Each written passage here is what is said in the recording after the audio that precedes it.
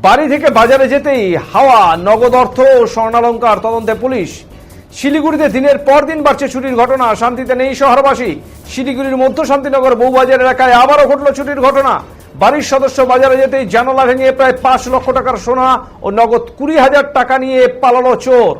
শিলিগুড়িতে চুরির ঘটনা এটা নতুন নয়, দিনের পর দিন এই ঘটনা বেড়েই চলেছে, কিন্তু পুলিশের সেরকম ভূমিকা দেখা যাচ্ছে না বলে অভিযোগ।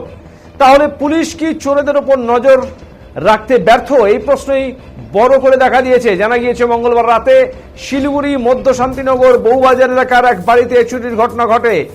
গৃহকর্ত্রী বাজার করতে শিলিগুড়ি কোটমোড়ে গিয়েছিলেন, সে সময় বাড়ি ফাঁকাই ছিল। ফিরে এসে দেখেন ঘরের সমস্ত জিনিস এলোমেলো হয়ে পড়ে রয়েছে। তখনই বুঝতে পারেন জানালার গ্রিল ভেঙে ঘরে ঢুকে গিয়ে 5 লক্ষ টাকার সোনা এবং নগদ 20,000 টাকা খোয়া গেছে। তা দেখে মাথায় হাত পরে পরিবারের সদস্যদের। ঘটনা জানাজানি হতেই এলাকায় ছড়িয়ে পড়ে চাঞ্চল্য। খবর পেয়ে আশিগড় ফাঁড়ির পুলিশ ঘটনাস্থলে পৌঁছে ঘটনা তদন্ত শুরু করে, কিন্তু শিলিগুড়িতে বারংবার তদন্ত হচ্ছে তো চোর ধরা পড়ছে না, এটাই বাসিন্দাদের অভিযোগ।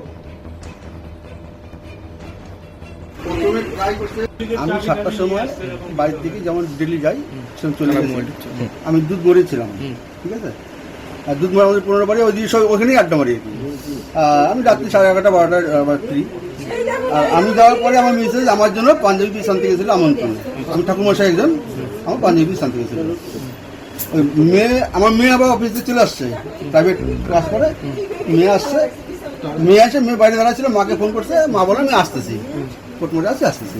ওই আস্তে আস্তে ওরা তালা খুলে দেখে, প্রথমে ওই জানলাটা খোলা, তারপরে এই ঘরে আসে, দেখে যে এই জানলা খুলে গ্রিল খোলা, এই গ্রিলটা যেখানে রাখছে। মোটামুটি কত টাকা আনুমানিক চুরি গেছে?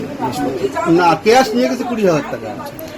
কালকে আমার পরশুদিন আমার যজ্ঞ আছে, যজ্ঞের যে অ্যাডভান্স দিয়েছিল, অ্যাডভান্স টাকাটা প্লাস এই কটা দিন যে কাজ করলাম ওই টাকাগুলো। আর